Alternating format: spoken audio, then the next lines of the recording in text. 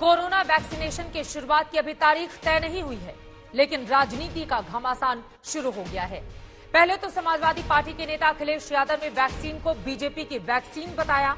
बाद में भारत बायोटेक की वैक्सीन कोवैक्सीन को मंजूरी देने पर विवाद खड़ा हो गया, क्योंकि कोवैक्सीन के तीसरे चरण का ट्रायल अभी पूरा नहीं हुआ है। सरकार बार बार भरोसा दिला रही है कि भारत में जिन 2 वैक्सीन को मंजूरी दी गई है, उनके लिए वैज्ञानिक प्रोटोकॉल का पूरा ख्याल रखा गया है। लेकिन सवाल तो राजनीति का है। विपक्ष के नेताओं की ओर से कहा जा रहा है कि क्यों ना सबसे पहले प्रधानमंत्री नरेंद्र मोदी सबसे पहला टीका लगवाएं। इसीलिए आज दंगल का मुद्दा है, वैक्सीन से नहीं, मोदी से डर लगता है। ये रिपोर्ट देखिए, उसके बाद करेंगे चर्चा की शुरुआत। पहले मैं कहता था दवाई नहीं तो ढिलाई नहीं, लेकिन अब मैं फिर से कह रहा हूं, दवाई भी और कड़ाई भी। आदरणीय प्रधानमंत्री नरेंद्र मोदी जी और भारतीय जनता पार्टी के वरिष्ठ नेता सबसे पहला टीका लेके जनता को विश्वास में लेने का काम करें। देखिए, मैं तो नहीं लगवाऊंगा अभी वैक्सीन, मैंने अपनी बात कह दी, और वो भी बीजेपी लगाएगी, उसका भरोसा करूंगा मैं। ये लोग वो हैं कि छुप करके लगवा लेंगे और लोग को इस तरह की बातों में भ्रम में रखेंगे। कोरोना वैक्सीन का इंतजार जब अब बस कुछ दिनों की बात है, लेकिन वैक्सीनेशन से पहले ही भारत में राजनीति के साइड इफेक्ट्स दिखने शुरू हो गए हैं। विपक्ष का सबसे बड़ा सवाल ये है कि भारत बायोटेक की कोवैक्सीन को मंजूरी क्यों मिली, जबकि उसके 3rd फेज के ट्रायल के नतीजे सामने नहीं आए। सवाल तो सवाल अपनी जगह है, लेकिन राजनीति सीधे प्रधानमंत्री नरेंद्र मोदी को बीच में लाकर हो रही है। बिहार से कांग्रेस विधायक अजीत शर्मा ने कहा कि सबसे पहले प्रधानमंत्री वैक्सीन लगाकर शंका दूर करें। भारत की 2 कंपनियां द्वारा लाई गई दोनों वैक्सीन को लेकर आम आदमी के बीच कुछ संशय भी है। इसे दूर करने के लिए जैसे रूस एवं अमेरिका के राष्ट्रीय अध्यक्षों ने सबसे पहले टीका लेकर पूरे जनता को विश्वास में लिया है, मेरा भी मानना है कि यहां भी भारतीय जनता पार्टी के सर्वोच्च पद पर आदरणीय प्रधानमंत्री नरेंद्र मोदी जी और भारतीय जनता पार्टी के वरिष्ठ नेता सबसे पहला टीका लेके जनता को विश्वास में लेने का काम करें। मध्य प्रदेश से कांग्रेस विधायक और पूर्व सीएम दिग्विजय सिंह के भाई लक्ष्मण सिंह ने भी ट्वीट करके कहा, कोवैक्सीन को लेकर कई भ्रांतियां हैं। अच्छा होगा प्रधानमंत्री और सभी मुख्यमंत्री वरिष्ठ अधिकारी पहले इसे लगवा लें, सब ठीक होगा तो जनता भी लगवा लेगी। कोरोना वैक्सीन को लेकर यह माहौल कांग्रेस सांसद शशि थरूर और पूर्व केंद्रीय मंत्री जयराम रमेश के बयानों के बाद बना है। भारत बायोटेक की कोवैक्सीन का 3रे फेज का ट्रायल पूरा नहीं हुआ है। अप्रूवल देने में जल्दबाजी हुई तो ये घातक हो सकता है। जबकि जयराम रमेश ने कहा, कोवैक्सीन को मंजूरी देने के अंतर्राष्ट्रीय मानकों को भारत बायोटेक की कोवैक्सीन के लिए बदला गया, ये हैरान करने वाला है। स्वास्थ्य मंत्री इसे स्पष्ट करें। वैसे इन दोनों नेताओं को कोवैक्सीन की मंजूरी देने के कारणों को समझाते हुए स्वास्थ्य मंत्री डॉक्टर हर्षवर्धन ने लिखा है, इन संवेदनशील मुद्दों का राजनीतिकरण अनैतिक है।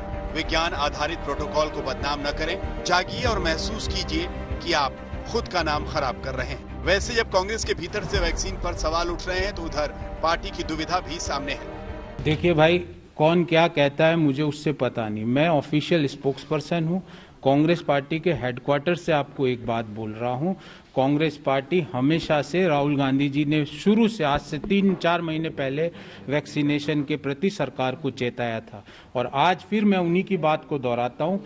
Inclusive vaccination, free vaccination, best vaccination and vaccination after completing all protocols of our institutes of science and our institutes of medical.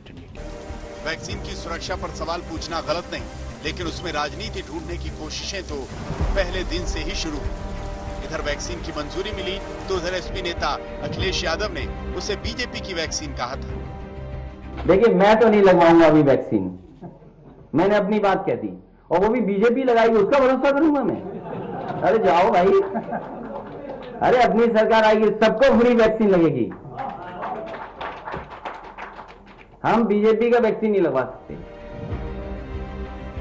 हालांकि अब अखिलेश बार बार समझा रहे हैं कि उन्हें वैक्सीन से नहीं, बीजेपी सरकार की व्यवस्था से दिक्कत है। बहरहाल वैक्सीन को मंजूरी मिलने के बाद जोर शोर से वैक्सीनेशन की तैयारियां जारी हैं। पीएम नरेंद्र मोदी ने इसे भारत के वैज्ञानिकों की उपलब्धि कहा है। अपने साथ एक और बड़ी उपलब्धि लेकर आया है। भारत के वैज्ञानिकों ने एक नहीं दो made in India Covid vaccine विकसित करने में सफलता पाई है।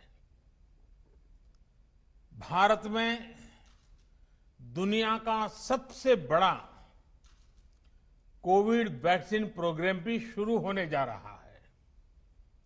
इसके लिए देश को अपने वैज्ञानिकों के योगदान पर बहुत गर्व है। हर देशवासी आप सभी वैज्ञानिकों का, टेक्नीशियनों का, सबका कृतज्ञ है। मिलन शर्मा के साथ आज तक ब्यूरो। कोरोना और वैक्सीन जैसे मुद्दे का भी राजनीतिकरण आखिर इस देश में क्यों किया जा रहा है, इसी बात को लेकर चर्चा की हम शुरुआत करेंगे। कई खास मेहमान इस वक्त हमारे कार्यक्रम का हिस्सा बन चुके हैं, उनका तारुफ आपसे करवा देती हूं। संबित पात्रा, प्रवक्ता भारतीय जनता पार्टी, अभी उन्होंने प्रेस कॉन्फ्रेंस करके कांग्रेस पार्टी पर जमकर निशाना साधा है, वो हमारे साथ मौजूद हैं। सुनीत चोपड़ा जो कि सीपीएम के नेता हैं, वो भी कुछ देर में स्क्रीन पर आपको दिखाई देंगे। अनुराग भदौरिया समाजवादी पार्टी के प्रवक्ता इस वक्त जुड़ चुके हैं। वरिष्ठ पत्रकार आशुतोष हमारे साथ मौजूद हैं। डॉक्टर राजेंद्र धनीजा जो कि लेडी हार्डिंग हॉस्पिटल से हमारे साथ जुड़े हुए हैं। आपके साथ महत्वपूर्ण चर्चा होगी इस कोवैक्सीन को लेकर, जितने भी सवाल उठ रहे हैं, और साथ ही डॉक्टर जेएस कुशवाहा, कोवैक्सीन से जुड़े हुए वैज्ञानिक भी हमारे साथ मौजूद हैं।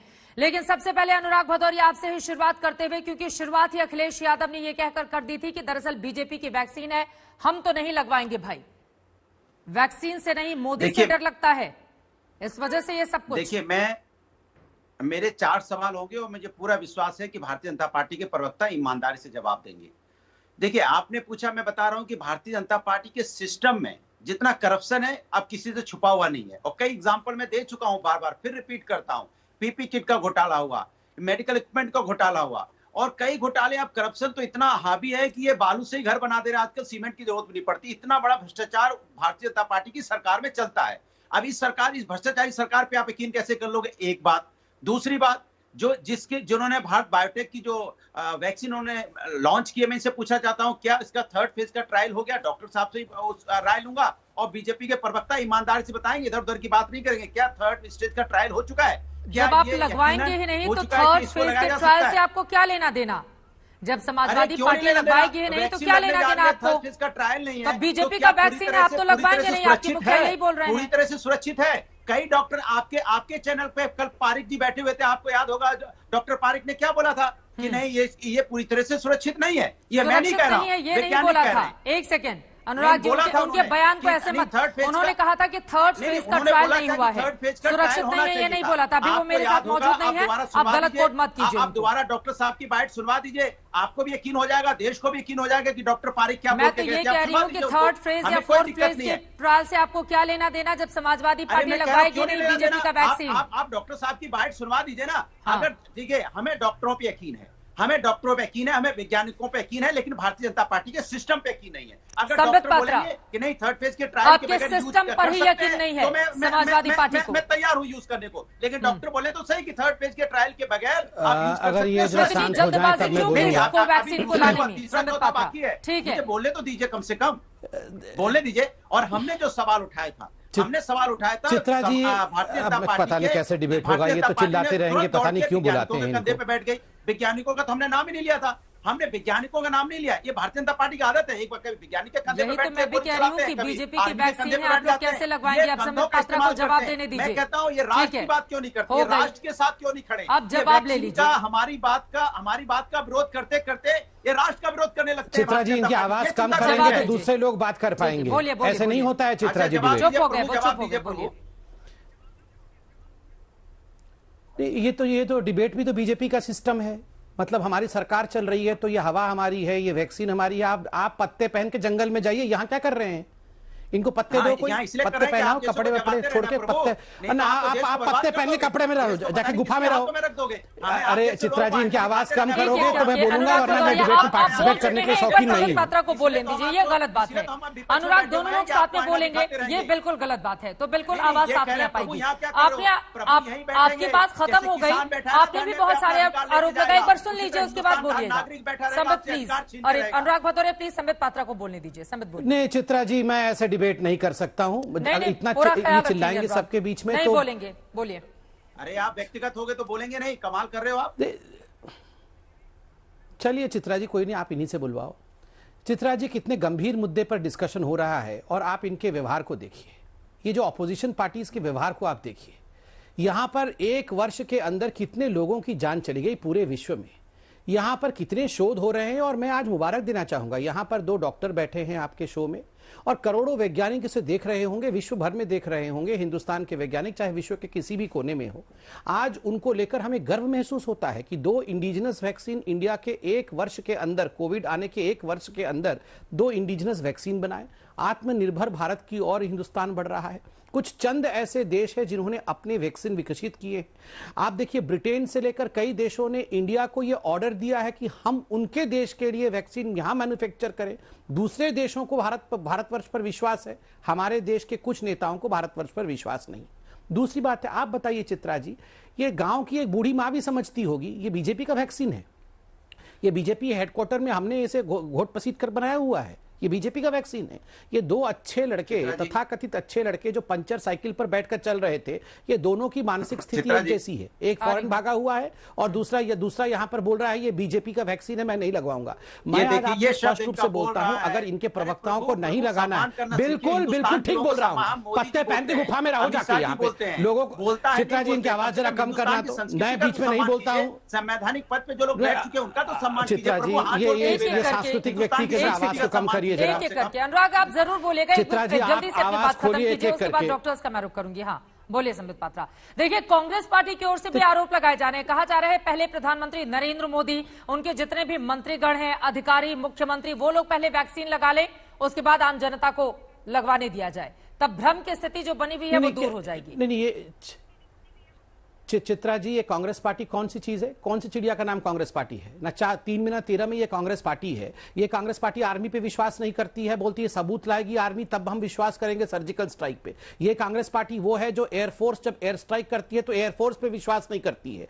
जो एयरफोर्स के हमारे हेड हैं देश के, उनके ऊपर सवाल उठाती है। उस समय धनोवा जी थे, उनके ऊपर सवाल उठा, उन्हें बीजेपी का एजेंट बताया था। जब राम मंदिर का विषय आता है तो सुप्रीम कोर्ट पे सवाल उठाती है। इलेक्शन में हार जाते हैं तो इलेक्शन कमीशन को कटघरे पे खड़े करते हैं। वैक्सीन को लेकर वैज्ञानिकों और डॉक्टरों को कटघरे में खड़े करते हैं और खुद भाग के मिलान में बैठे हुए हैं राहुल गांधी।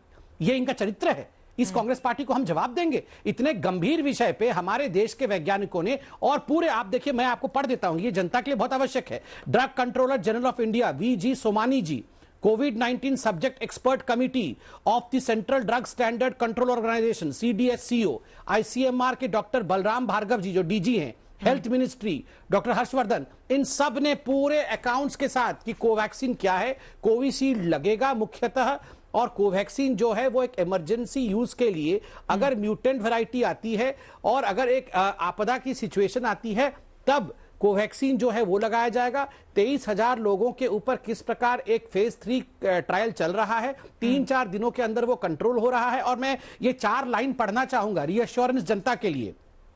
ये DCGI drug controller general of India V.G. Somani ji ने कहा था, और मैं पढ़ देता हूं कल का उनका statement. We will never approve anything if there is even the slightest safety concern. Vaccines are 110% safe. Some side effects like mild fever, pain and allergy are common for every vaccine.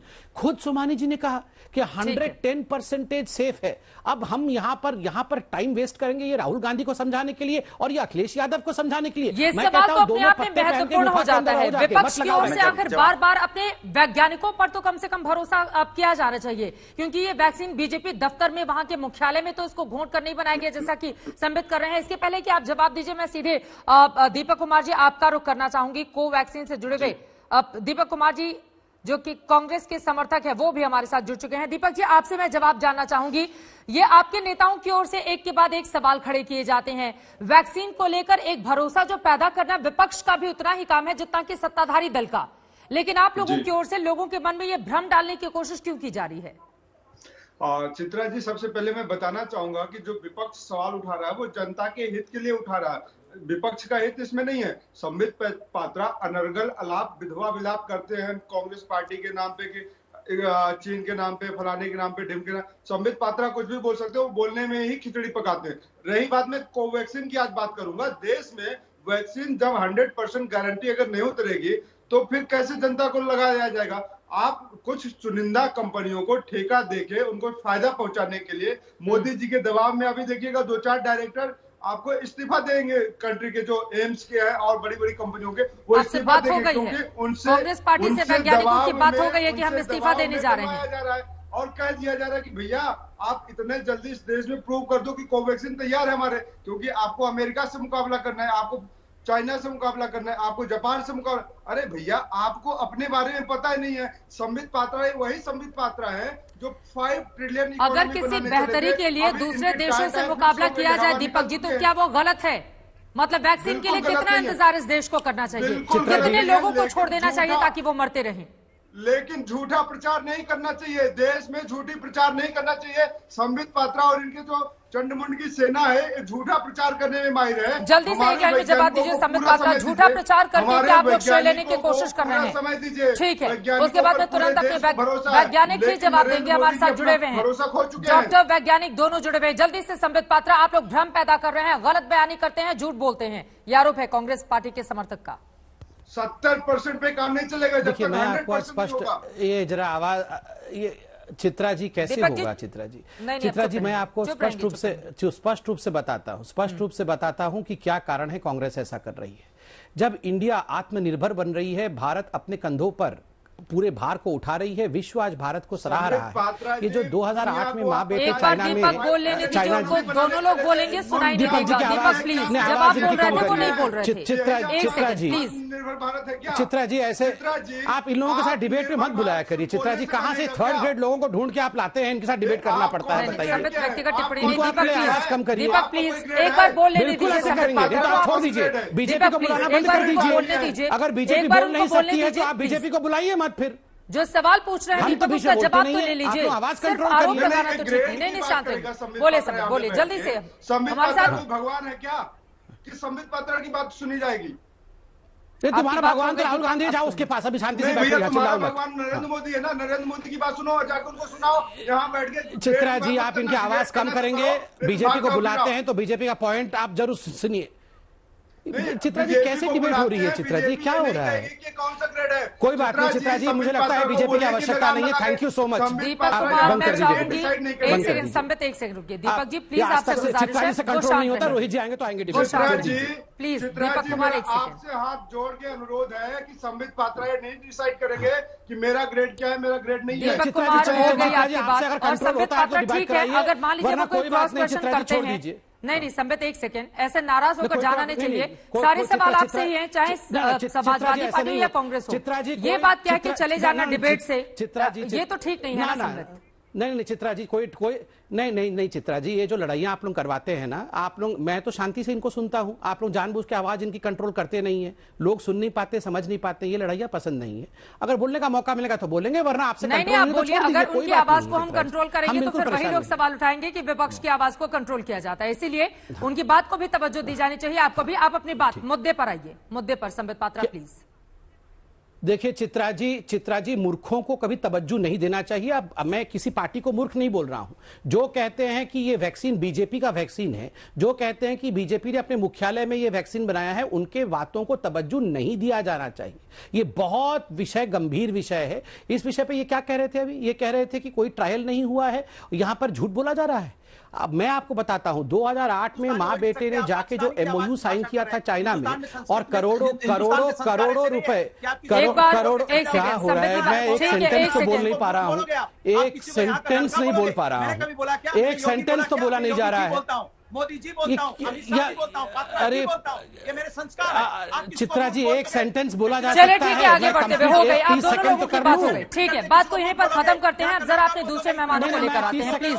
एक second, 2-3 बातें मुझे लगता है जिसका स्पष्टीकरण संबित, एक second Sambit Patra, आपसे भी गुजारिश है, और बाकी दोनों जो विपक्ष के, प्लीज आप तमाम लोगों से, सभी लोगों की आवाज डाउन कीजिए, सभी लोगों की आवाज डाउन कीजिए। नंबर 1 संबित पात्रा, ये डिबेट है, अगर बीच में किसी को कोई बात ठीक नहीं लगती है तो वो आपसे क्रॉस क्वेश्चन कर सकता है। आप इतने बड़े डिबेटर रहे हैं, आप इतने बड़े प्रवक्ता हैं, इस बात का आपको ध्यान रखना चाहिए।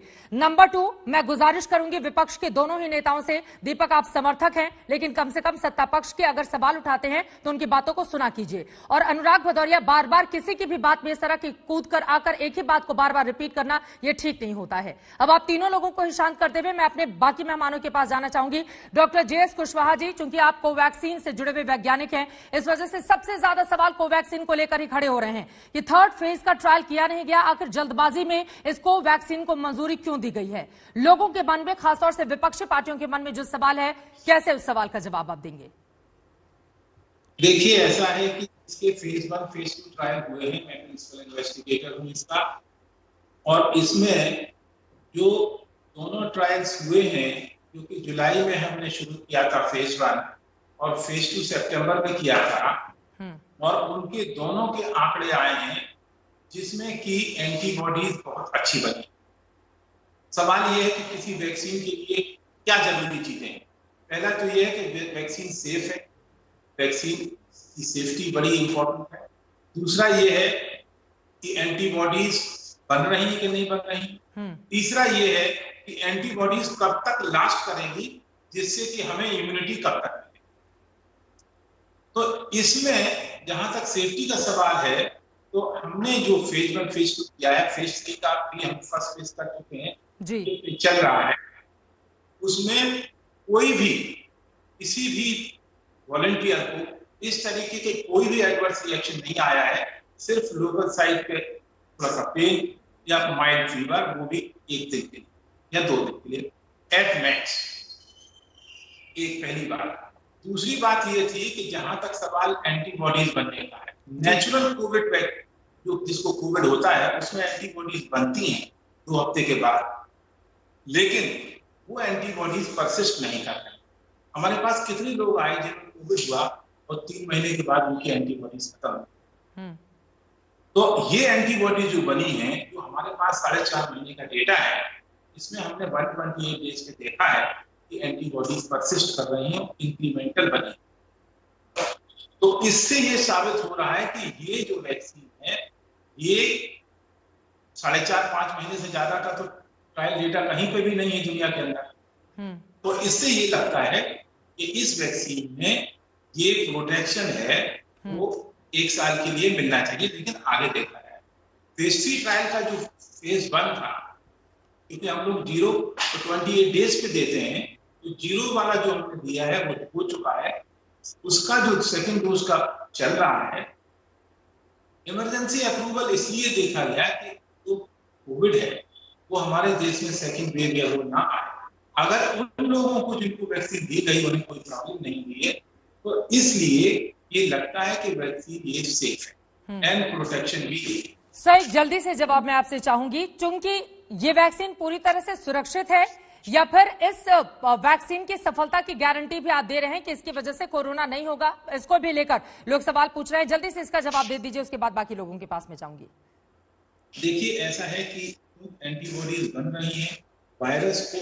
जब वायरस आता है बॉडी में तो एंटीबॉडीज उसको किल करने की, तो इससे ऐसा लग रहा है कि इससे प्रोटेक्शन मिलेगा, क्योंकि कोरोना से आपको प्रोटेक्शन चाहिए तो या तो हर्ड इम्यूनिटी होना चाहिए जो 80-90% इम्पैक्ट हो जाए, लेकिन वो भी नेचुरल इम्यूनिटी नहीं मिल रही है। इसलिए वैक्सीन ही एक सहारा है जिससे कोरोना से बच सकते हैं। ठीक है, ये महत्वपूर्ण जानकारी आपकी ओर से दी गई है। डॉक्टर राजेंद्र धनीजा, मैं आपके पास आते हुए ये जो तमाम तरह, आशुतोष उसके बाद में फौरन लौटूंगी आपके पास, ये जो तमाम तरह के सवाल लोगों के जेहन में है, आम आदमी भी अब भ्रम की स्थिति में है कि सरकार की ओर से कुछ और बातें कही जा रही हैं, विपक्ष पार्टियां लगातार सवाल उठा रही हैं, थर्ड फेज का ट्रायल क्यों नहीं किया गया, इतनी जल्दबाजी क्यों की गई। तो इसको लेकर मैं चाहूंगी, चूंकि आप डॉक्टर हैं, आप ज्यादा क्लियर स्थिति कर पाएंगे, क्या वास्तव में जल्दबाजी की गई या चूंकि तमाम जितने भी वैज्ञानिक मेजर्स होते हैं उसको फॉलो किया गया और उसके बाद इसको बाजार में लाने की बात हो रही है? धन्यवाद चित्रा जी। मैं एज ए साइंटिस्ट और एज ए साइंस के स्टूडेंट की हिसाब से मैं आपसे बात कर रहा हूं। ये मेरी एक व्यक्तिगत राय भी है और क्योंकि मैं साइंस और रिसर्चर हूं तो मैं उसी एंगल से बात करूंगा, साइंटिफिक टेम्पर और साइंटिफिक थिंकिंग के हिसाब से बात करूंगा मैं। ये जो सब मुद्दा, जो पहली बात तो मैं ये मानता हूं कि साइंस और पॉलिटिक्स को नहीं जोड़ना चाहिए। ये बहुत ही इंपॉर्टेंट डे है, लैंडमार्क डे है। कोविड की लड़ाई में पूरी दुनिया लगी हुई थी पिछले एक साल से। Everybody was racing for the vaccine कि हम बनाएं वैक्सीन और इस महामारी को खत्म करें। WHO ने जब ये पैंडेमिक डिक्लेयर किया था तो this was called as a humanitarian crisis. ये एक मानवीय क्राइसिस है और इसके लिए बहुत इंपॉर्टेंट चीज है कि हम सब मिलजुल कर काम करें। पूरे देश लगे हुए थे, पूरी दुनिया में जितने कोलैबोरेशंस हुई हैं between countries, between scientific organisations and scientific institutions, उसके बाद ये जो 10 साल का जो वैक्सीन का जो प्रोग्राम चलता है वो एक साल में बन पाया। It was all because of the collective effort of all the countries. अब इस जब वैक्सीन की बात करें, हम कोवैक्सीन की बात करें, तो आपको मालूम, मैं आपको ये बताना चाहता हूं कि क्या प्रोसेस के तहत से ये वैक्सीन जो अप्रूव हुई है। There is a new drugs and clinical trial rules 2019 जिसमें दो चीजों का प्रावधान है। एक तो ये है कि एक्सेलरेटेड प्रोसेस, कि जल्दी से अप्रूवल की प्रक्रिया खत्म की जाए जो इसमें हुई है, और दूसरा प्रावधान ये है कि provision for granting approval to a drug और vaccine that is in a clinical trial. जैसे ये है कि क्लिनिकल ट्रायल में provided there is a prima facie case of vaccine of being meaningful therapeutic benefit and safe. So ये एक नियम 2019 में आया है, ऐसा नहीं है कि ये उस समय तो कोविड नहीं था। उसी नियम के तहत जो है ये अप्रूवल हुआ है। और अप्रूवल भी जो हुआ है, मैं आपको ये बता दूं कि कोई रेगुलर अप्रूवल नहीं है। दिस अप्रूवल की बड़ी लैंग्वेज देखिए, दोनों वैक्सीन के अप्रूवल में डिफरेंट लैंग्वेज है, जिससे हम ये मानते हैं कि दोनों की रिसर्च की स्टेज अलग अलग है। जो कोवैक्सीन को अप्रूवल मिला है वो restricted use in emergency situation in public interest as an abundant precaution in the clinical trial mode. So basically this is a extension of the clinical trial. So this is proactive strategy कि we are chasing the virus rather than virus is chasing us. So it is a backup plan trial condition में ही ये use होगा, government की authority के under use होगा और government की कंट्रोल में यूज होगा। और एक चीज मैं छोटी सी और आपको बताना चाहता हूं कि ये सिर्फ हिंदुस्तान में नहीं हुआ है, ये बाकी कंट्रीज में भी ऐसा हुआ है कि फेज 3 ट्रायल से पहले अप्रूवल्स मिली हैं। चाइना में 2 वैक्सीन हैं, साइनोवैक और साइनोफार्मा, जिसको थाईलैंड ने भी आज ऑर्डर दिया है, इजिप्ट ने भी ऑर्डर दिया है। रशिया में एक स्पुतनिक वैक्सीन जो है बिना फेज 3 ट्रायल के लगाई जा रही है। हमारे देश में भी उसका ट्रायल चल रहा है। गल्फ में मेरे अपने जो न्यूरोलॉजिस्ट दोस्त हैं, उन्होंने चाइना वाली जो वैक्सीन लगवाई है और क्योंकि उस कंट्री में लग रही है। सो ये सब चीजें देखते हुए मुझे ये लगता है कि आज साइंस का दिन है। साइंटिफिक कम्युनिटी को आपको अप्रिशिएट करना चाहिए रादर देन पॉलिटिक्स। यही सबसे महत्वपूर्ण बात है। सीधे मैं आपका रुख करते हुए, आशुतोष जी, बहुत देर से मैं आपके पास नहीं आ पाई थी, क्योंकि अगर कम वक्त में हमारे वैज्ञानिकों की ओर से ये बड़ी उपलब्धि हासिल की जा रही है तो विपक्ष का ये सवाल उठाना कितना जायज आपको नजर आता है? क्योंकि इसकी वजह से एक भ्रम की स्थिति भी देश में बनती है कि थर्ड फेज का ट्रायल हुआ नहीं और पहले से ही इसको क्वेश्चन किए जाने लगे। फिर जनता कैसे आएगी, वो कैसे कहेगी कि हाँ, हम वैक्सीनेशन के लिए तैयार हैं? देखिए चित्रा जी, मेरे लिए इस बात का कोई मतलब नहीं है कि अखिलेश यादव जी क्या कहते हैं, राहुल गांधी क्या कहते हैं, देश के प्रधानमंत्री नरेंद्र मोदी जी हैं या संबित पात्रा क्या कहते हैं। मेरे लिए महत्वपूर्ण इस बात का है कि ये एक साइंटिफिक एंडेवर है, एक वैज्ञानिक प्रयोग है और इसमें वैज्ञानिक क्या कहते हैं ये मेरे लिए ज्यादा महत्वपूर्ण बात है। मैं अभी आपको 2 अखबार दिखा देता हूं। एक अखबार हिंदुस्तान टाइम्स है और एक अखबार है टाइम्स ऑफ इंडिया। ये हिंदुस्तान टाइम्स है, वो साफ तौर पर लिख रहा है कि expert flag concern over the limited data. दूसरी तरफ ये टाइम्स ऑफ इंडिया अखबार है जिसमें भी इसी तरीके की बात लिखी गई है। वेलोर में है जिनका नाम है गगनदीप कांग, उनको कहा आई एम कंफ्यूज्ड, मुझे तो समझ में नहीं आ रहा ये हो क्या रहा है। एक दूसरे साइंटिस्ट है जिन्होंने कहा कि भाई आई एम शॉक्ड, और एक तीसरी साइंटिस्ट है जिनका नाम है Malini Aysola, it is absolutely shocking.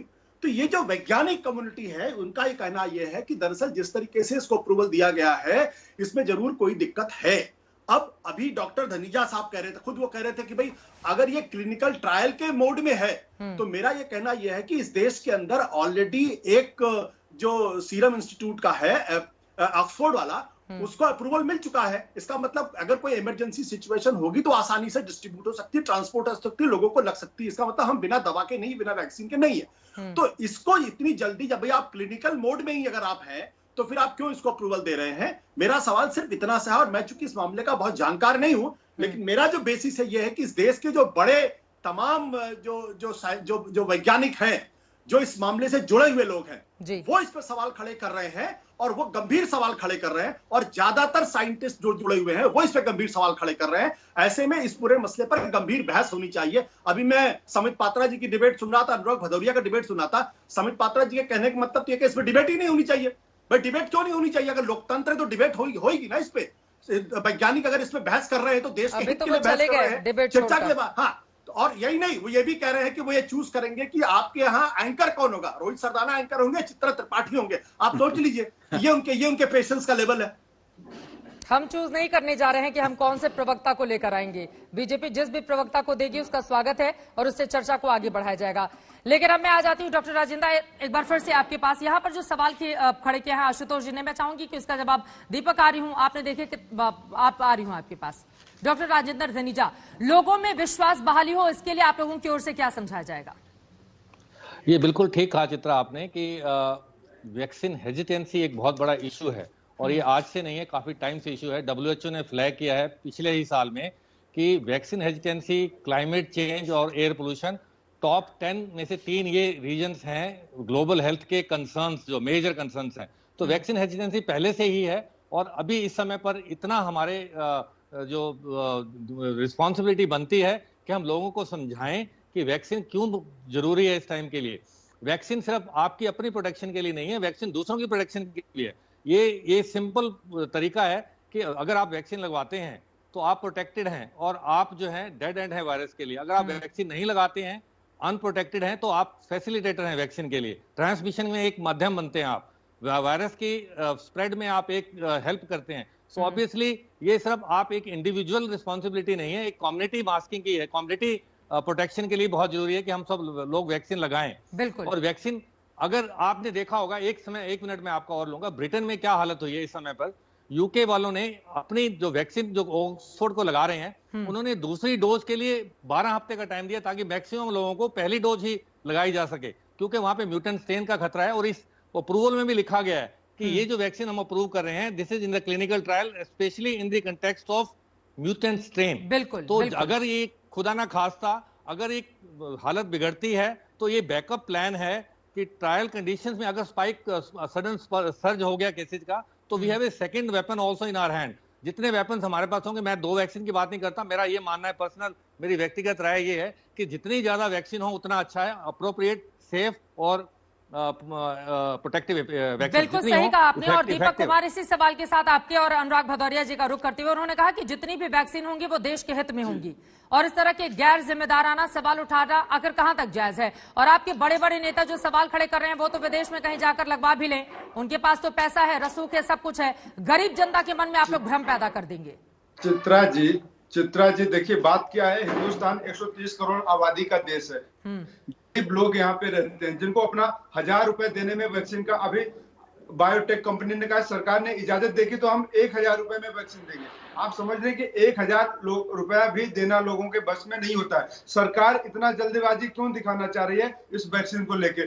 जो डिबेट है वो डिबेट होना चाहिए, इसमें पॉलिटिक्स क्यों नहीं आएगी भैया? अगर संबित पात्रा और भाजपा कह रही है छाती पीट के कि हम कोवैक्सीन लाने के लिए देखो हमारा देश खड़ा है, हम स्वागत करते हैं, लेकिन संबित पात्रा कौन होते हैं किसी को ग्रेड देने के लिए? वहां पे पॉलिटिकल डिबेट के लिए आपने मुझे बुलाया, मंच दिया, मैं आपके साथ डिबेट कर रहा हूं, आपने छोड़ के भाग गए। इसका मतलब है, ये दिखाता है कि आप कहीं ना कहीं डरे हुए हैं। देश को मीडिया के सामने चित्रा त्रिपाठी के सवालों का जवाब नहीं दे सकते आप, सवालों का जवाब, इसलिए आप छोड़ के चैनल भाग गए हैं। आशुतोष का मेरा जवाब नहीं दे सकते, ये दिखाता है आप कायर लोग हैं और देश को गुमराह कर रहे हैं। दीपक कुमार, कांग्रेस पार्टी का भी तो कोई आधिकारिक प्रवक्ता नहीं आके बोल रहा है ना इस पूरे मामले में, ये भी तो बड़ा सवाल है। आप कांग्रेस पार्टी के समर्थक हैं, लेकिन कांग्रेस पार्टी के नेताओं की ओर से जो बड़बोलापन दिखाया गया है उसको ओन करने के लिए कांग्रेस का कोई प्रवक्ता तैयार क्यों नहीं है? मैं प्रवक्ता नहीं हूं, लेकिन मैं साइंटिफिक वे में आपको बताना चाहता हूं कि एक एक प्रोसेस होता है, किसी भी चीज का एक प्रोसेस होता है जो डॉक्टर समझते हैं, साइंटिफिक समझते हैं, वो कोई पॉलिटिकल लीडर नहीं समझता। जनता का विश्वास होना चाहिए। कोवैक्सीन अगर जनता के फायदे की नहीं, अगर नुकसान कर गई, अनिल विज इनके मंत्री थे, हरियाणा में कोवैक्सीन लगाते हैं और अभी हॉस्पिटल में एडमिट है, तो वो कौन जवाब देगा उसको? वो तो जा सकते हैं, किसी भी बड़े हॉस्पिटल में जा सकते हैं, एम्स में जा सकते हैं, प्राइवेट हॉस्पिटल में जा सकते हैं, लेकिन जनता कहां जाएगी जो 1,000 रुपए मुश्किल। हाँ ठीक है, डॉक्टर जेएस कुशवाहा से इस सवाल का मैं जवाब ले लेती हूं। डॉक्टर राजेंद्र, मैं आपके पास आती हूं। ये कह रहे हैं कि देखिए, अभी हाल ही में हरियाणा के स्वास्थ्य मंत्री का मामला सामने आया। उन्होंने ट्रायल के तौर पर वैक्सीनेशन की प्रक्रिया का वो हिस्सा बने, लेकिन बाद में उनकी तबियत खराब हो गई, कोरोना उनको हो गया, उसके बाद उनको हॉस्पिटलाइज किया गया। तो इससे बचने की क्या स्थिति है? देखिए ऐसा है कि ट्रायल में जो है 1:1 के रेशियो में दिया गया है। एक प्लेसिबो था, एक वैक्सीन था। तो हो सकता है कि उनको प्लेसिबो लग गया, एक पॉसिबिलिटी है। दूसरा ये है कि एक डोज देने के बाद एंटीबॉडी इतने नहीं बनती। जो मैंने देखा है कि अगर आपने एक डोज दिया है तो एंटीबॉडीज बहुत ज्यादा नहीं बन पाती हैं, प्रोटेक्शन लेवल उतना नहीं हो पाता। तो इनके केस में पॉसिबिलिटी है कि 1:1 रेशियो था प्लेसिबो वैक्सीन का, तो हो सकता है उनको प्लेसिबो लग गया। एक बात ये हो सकती है। दूसरा ये है कि एक डोज लगा लेकिन कुछ समय बाद ये हो गया, तो उनको हो सकता है कि उतना एंटीबॉडी बनी ही नहीं। इसका ये जवाब। मतलब कुल मिलाकर दोनों ही वैक्सीनेशन की प्रक्रिया का हिस्सा होना होगा, पहले और दोनों डोज के, उसके बाद ही एंटीबॉडी शरीर में डेवलप होगी, जिसके बाद आप कोरोना से बच पाएंगे।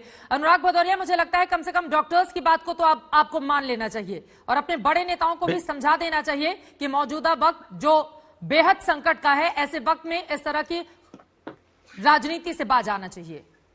देखिए चित्रा जी, मैंने दो बातें बोली। एक, उन्होंने बोला भारतीय जनता पार्टी के भ्रष्टाचार वाली वैक्सीन। भारतीय जनता पार्टी के सिस्टम में भ्रष्टाचार है ना भाई, भारतीय जनता पार्टी के सिस्टम में भ्रष्टाचार है, इसलिए हमने बोला कि भारतीय जनता पार्टी की वैक्सीन मतलब उनका सिस्टम खराब है। दूसरा, बार बार हम इस बात को कह रहे हैं, हम नहीं कह रहे हैं, वैज्ञानिक तो कह रहे हैं। अभी आशुतोष जी भी यही बात कह रहे थे कि वैज्ञानिक दूसरी वैक्सीन पे सवाल उठा रहे हैं।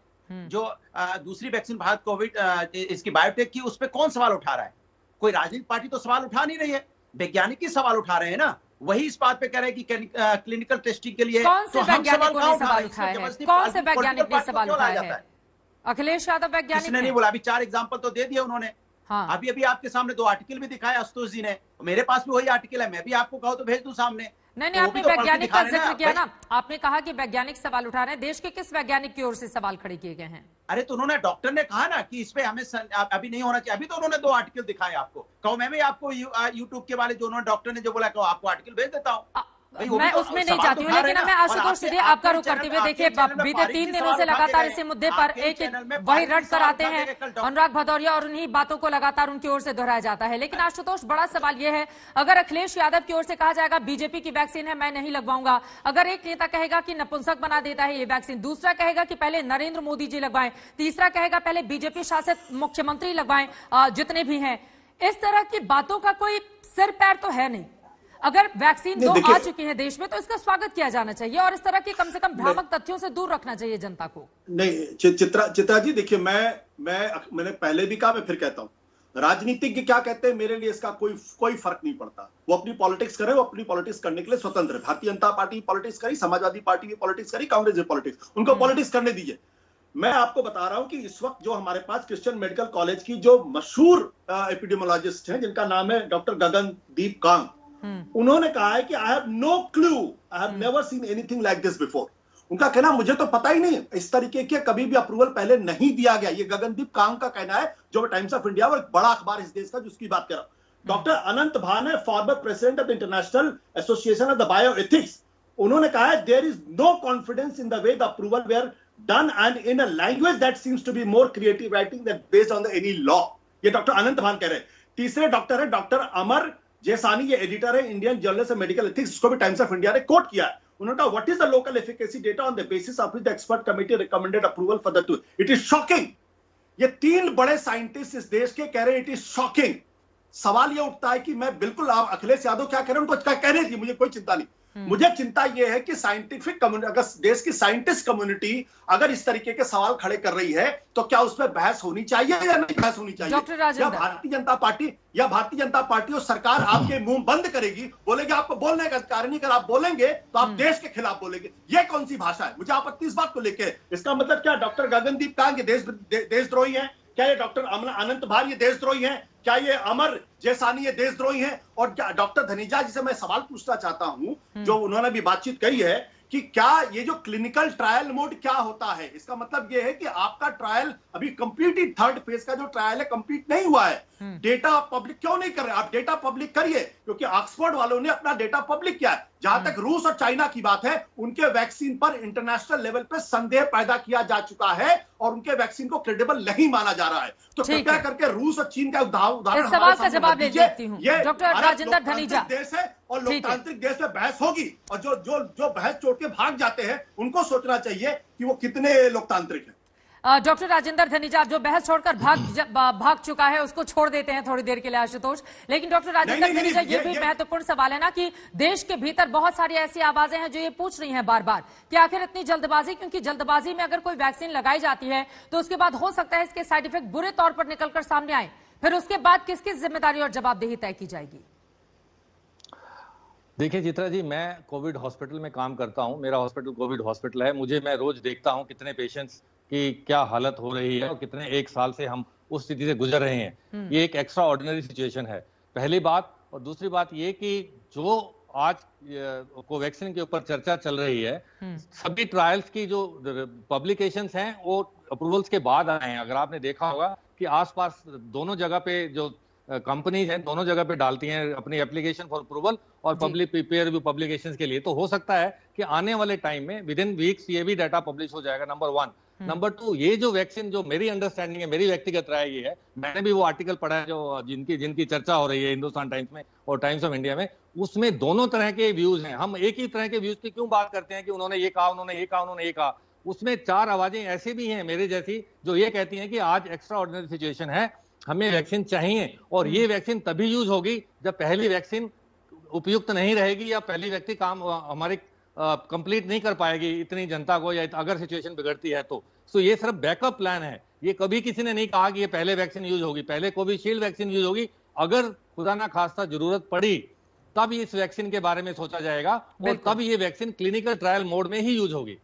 क्लिनिकल ट्रायल मोड में ही इस वैक्सीन को यूज किया जाएगा। मुझे लगता है कि तमाम सवालों के जवाब लगातार अब आशुतोष को जोड़ना चाह रहे हैं। 30 सेकंड। मैं धनीजा जी की इस राय से बिल्कुल सहमत नहीं हूं कि ये इमरजेंसी, अगर जिस वैक्सीन की क्रेडिबिलिटी पर अभी भी सवाल खड़ा हो गया है वो इमरजेंसी सिचुएशन में बैकअप का क्या मतलब? बैकअप का मतलब होता है बहुत ही सॉलिड और जिस पर विश्वास किया जा सके। ऐसा नहीं कि जिसपे संदेह हो और जिसके ऊपर साइंटिफिक कम्युनिटी सवाल खड़े कर रही हो उसका बैकअप की तरीके से इस्तेमाल करिए। ये गलत बात है। दूसरी बात मैं ये कहना चाहता हूं कि चाहे फाइजर हो, चाहे मोडर्ना हो, चाहे गमासा, चाहे जितना, सबने अपने डेटा पब्लिश किए हैं। मैं कहता हूं कि ये जो बायोटेक का है, आईसीएमआर ने डेटा पब्लिश क्यों नहीं किया है? अगर नहीं पब्लिश किया है तो साइंटिफिक कम्युनिटी इसकी एफिकेसी पर सवाल खड़े करेगी और सवाल खड़ा करना लोकतंत्र के अंदर अधिकार है। इसको अंडर द कारपेट लेकिन आशुतोष, डीसीजीआई ने ये फैसला लिया है ना, उसकी ओर से अप्रूवल दिया गया है।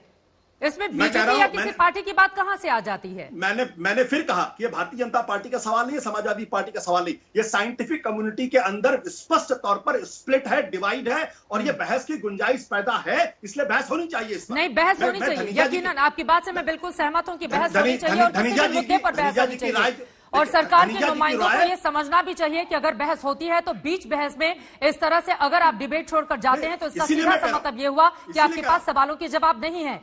किसी भी पार्टी पर तुरंत आकर आरोप मढ़ देना और ये कह देना कि विपक्ष गलत सवाल पूछ रहा है या अपने अध्यक्ष को खोजे, उसके बाद इस तरह की बातें नहीं होनी चाहिए। आपकी बात बिल्कुल जायज है, लेकिन सवाल इससे ज्यादा बड़ा उस मानवता को बचाने के लिए है, क्योंकि 2020 कैसा गुजरा है हम सब जानते हैं। ऐसे में अगर उम्मीद की कोई भी वैक्सीन सामने आती है तो उसको लेकर एक भरोसा होना चाहिए, क्योंकि वो वैक्सीन देश के वैज्ञानिकों की ओर से बनाई जाती है। और डॉक्टर कुशवाहा, अब इसी बच्चों की आप ही लोगों की वैक्सीन, आप कानपुर में पहले दूसरे फेज के ट्रायल का हिस्सा भी रहे, आपने गौर से देखा है। मैं चाहूंगी कि उस पूरी प्रक्रिया के बारे में बताइए जिससे कम से कम एक आम आदमी आपकी वैक्सीन पर भरोसा कर पाए। देखिए, ऐसा है कि फेज 1 में हम लोगों ने जो ट्रायल किया उसमें 33 वॉलंटियर्स ये हेल्दी वॉलंटियर्स थे, 18 से 55 साल की उम्र थी। कोई कोमॉर्बिड कंडीशन नहीं थी, उनको वैक्सीन दिया और 0-14 पे दिया। इसके बाद उनकी एंटीबॉडीज पहले और आरटीपीसीआर भी किया गया जो नेगेटिव दिया गया। इसके बाद 14 डे पे सेकंड डोज लगाई गई। इसके बाद हम लोग उसको बराबर 42 डेज पे, फिर इसके बाद 96 डेज पे एंड 28 डेज पे उसकी बराबर एंटीबॉडी दे रहे हैं और वो NIV national institute of virology Pune है, वहां भी।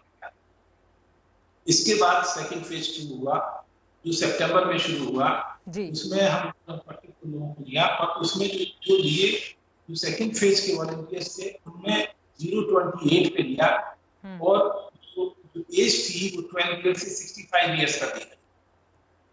कंट्रोल्ड कोमॉर्बिड को भी दिया गया, किसी को भी किसी भी प्रकार की प्रॉब्लम नहीं हुई एक्सेप्ट कि थोड़ा सा फीवर या माइलिया हो जाना या लोकल साइड पे, वो लोग सभी ठीक हैं, कोई दिक्कत नहीं है। ये सितंबर अक्टूबर में खत्म।